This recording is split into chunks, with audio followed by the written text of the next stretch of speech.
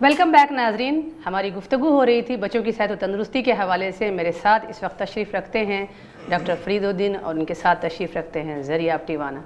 जी ज़रियाब साहब, डॉक्टर साहब ने अभी सारा डेटा हमें बताया, कैपेसिटी के कितने डॉक्टर्स हैं, कितना टर्नओवर है पेशेंट्स का, ये वो।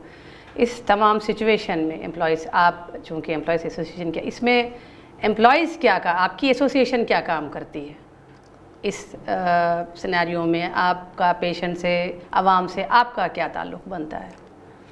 हमारा ताल्लुक़ बनिस्बत डॉक्टर के बहुत गहरा बनता है कि क्योंकि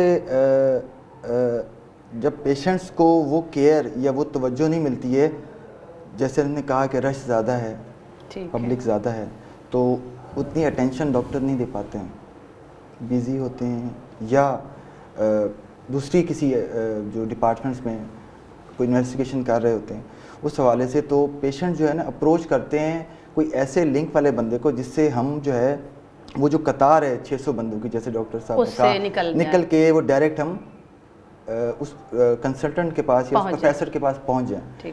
लेकिन जब उस प्रोफेसर के पास जाया जाता है तो वो जो है हमें देख के एकदम परेशान हो जाता है कि ये जो पेशेंट्स हैं ये डायरेक्ट हमारे पास क्यों आ रहे हैं, हम इनको लाइन से देखना चाह रहे हैं।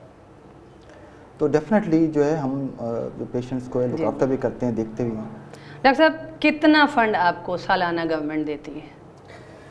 देखिए आपने मसाइल का बहुत जिक्र किया। मैं आपको इसी बात पर आऊँ। हेल्थ का बजट जो अभी इनफैक्ट अभी कुछ दिन पहले अखबारों में भी खबरें आई थी कि एनुअल बजट हमारा है 2 करोड़ 60 लाख रुपए का। ठीक है, ये सिर्फ मैं आपको मेडिसिन की मदद बता रहा हूँ, बाकी तमाम चीज़ों का हमें ताल्लुक नहीं है। 2 करोड़ 60 लाख रुपए में से 1 करोड़ 20 लाख रुपए हमारे पास खर्च हो जाता है ऑक्सीजन के लिए। 1 करोड़ 20 लाख 1 करोड़ 20 लाख रुपए सालाना का हम ऑक्सीजन खा जाते हैं। बहुत बड़ी मद है ये तो जी। और अब बकिया बचते हैं 1 करोड़ 40 लाख रुपए। 1 करोड़ 40 लाख रुपए में से यानी अगर आप उसका ब्रेकअप निकालें तो मंथली तकरीबन 12-13 लाख रुपए बन जाता है मेडिसिन पे। ठीक है, 12-13 लाख रुपए महीने का, जिसके अंदर मैंने आपको शो किया कि जिसमें वॉक इन पेशेंट्स नियरली 82,000 से भी ज़्यादा पेशेंट्स हैं साल के। और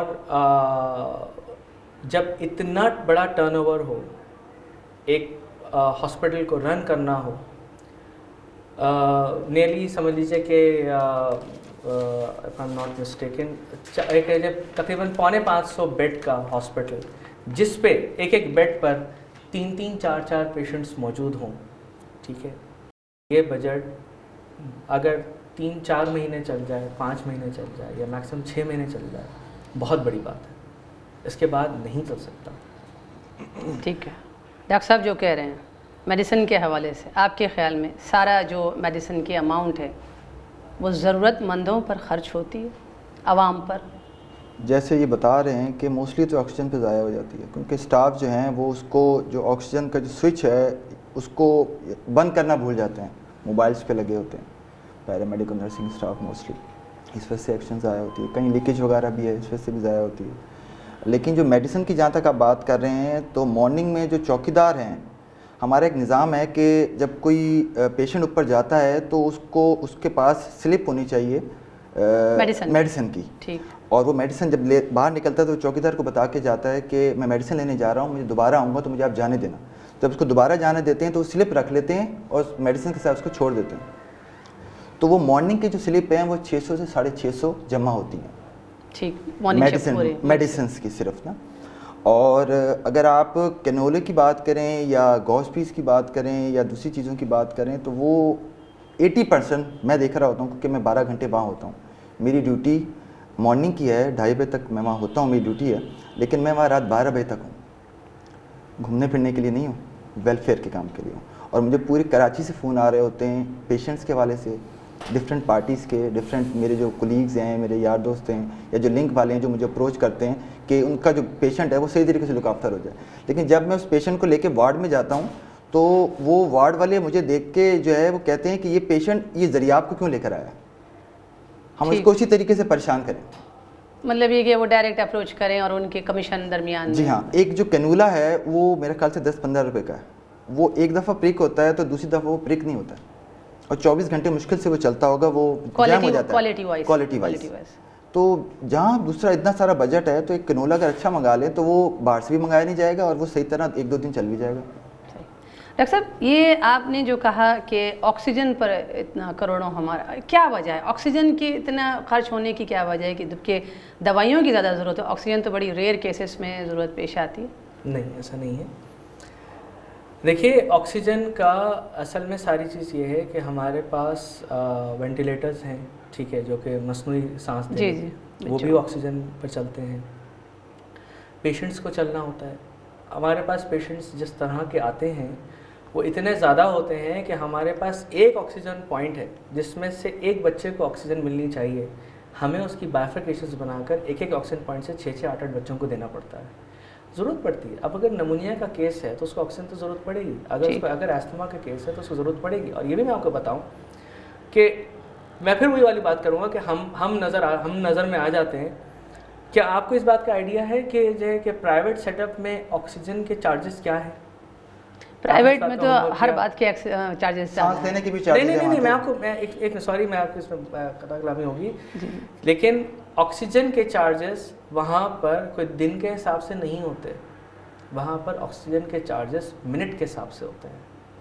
और किसी भी हॉस्पिटल के अंदर 3 रुपये से लेकर 5 रुपये पर मिनट के ऑक्सीजन के चार्जेस हैं, बशर्ते कि वो ऑक्सीजन को कितना खोला जा रहा है। अब अगर किसी को अगर एक जगह समझ लीजिए कि अगर एक 24 घंटे अगर ऑक्सीजन लग गई तो अब आप मल्टीप्लाई कर लीजिए उसको, 3 × 60 × 24। लेकिन डॉक्टर साहब, ये आपका सरकारी इदारा है, ठीक है, अब यहाँ रिस्पॉन्सिबल कौन है इन अद्वियात का, इन ऑक्सीजन का? कोई तो पूरा एक सिस्टम होगा ना, एडमिनिस्ट्रेशन। तो फिर वो इतना ऐसा कैसे हो सकता है कि ज़ाया हो गई? या मेडिसिन ही को देख लीजिए। देखिए, बात सारी ये कि मैं फिर आपसे ये कहूँगा कि I am not the right person कि जिस पर आप ये, क्योंकि basically I am a clinician, आप मुझसे जो है वो फलां डिजीज़ के बारे में डिस्कस कर ले, मैं समझता हूँ ज़्यादा अच्छा होगा। लेकिन ये जो तमाम चीज़ें हैं, ये एक बात नहीं, ये मैं आपको इतना ज़रूर कह सकता हूँ कि यस, ऑक्सीजन की ज़रूरत पड़ती है। वहाँ पर जो डिज़ीज़ जैसी होगी उसको ऑक्सीजन देना पड़ेगा, जो मेडिसिन जिस तरह की उसको ज़रूरत पड़ेगी वो उसको देना पड़ेगा। अब ये हम तो सिर्फ एक चीज़ को हम सिर्फ लिखते हैं, हम सिर्फ ऑर्डर करते हैं कि जी हमें ये चीज़ चाहिए। अब अगर हॉस्पिटल के पास वो है वो हम दे देंगे, हॉस्पिटल के पास वो चीज़ नहीं है तो हमारे अपने सोर्सेस हैं, नहीं बाहर से बाद में है, हमारे अपने सोर्सेस हैं। हमारे पास कुछ NGOs हैं जो कि हमको आप उनकी कॉल करके हम उनसे ले लेने की, ये हम उनसे लेते हैं। हमारे पास एक जो ज़कात फ़ंड है, हम वहाँ से हम लेने की कोशिश करते हैं। वहाँ से भी नहीं होता तो कुछ इंडिविजुअल लोग ऐसे हैं, अल्लाह का बहुत एहसान है कि अभी भी कुछ नेक दिल लोग यहाँ पर मौजूद हैं जो कि हमें हेल्प आउट करते हैं। प्लस इसके अलावा कुछ एक है जो हमारा अपना, हर डिपार्टमेंट का एक एक अपना एक जो फंड है। एटलीस्ट मैं अपने दोनों डिपार्टमेंट्स की बात करूँगा कि दोनों डिपार्टमेंट्स में एक है जो है वो मैंने अपना खुद एक जो एक जो फंड हमने बनाया हुआ है, हम लोग वहाँ से स्पेंड कर देते हैं। हाँ, जब ये तमाम चीज़ों पर फिर नहीं होता तब उसके बाद में फिर उसको मजबूरन फिर हमें बाहर निकलना पड़ता है। आपने कहा कि आप बेसिकली डॉक्टर हैं, तो मैं आपसे उसी हवाले से सवाल करूँ। चलिए मैं उसी हवाले से सवाल करती हूँ जी। ब्लड ट्रांसफ्यूशन जो बच्चों में आप लोग ट्रांसफ़र करते हैं, विदाउट स्कैनिंग करके लगा देते हैं आप बच्चों, इसमें HIV वायरस भी होता है और न जाने कौन कौन सी ख़तरनाक डिजीज़ होती है। मुझे कोई एक भी केस आप मुझे रिपोर्ट मैं साबित कर सकती हूँ आपको। आप कर दीजिए बिल्कुल, जो भी है उसको फिर आप उसको सामने ले आइए। मैं बिल्कुल सामने ले आऊँ, इसलिए क्योंकि देखिए मैं इस वजह से मैं इस बात पर बहुत ज़्यादा मैं यूँ नहीं कमेंट करूँगा क्योंकि इसका एक अलग डिपार्टमेंट है, ठीक है, ब्लड बैंक का। वो लोग एक जो है hepatitis B, hepatitis C, HIV और दूसरी जो चंद और रेयर्स हैं उनको पर पूरा स्क्रीनिंग करते हैं।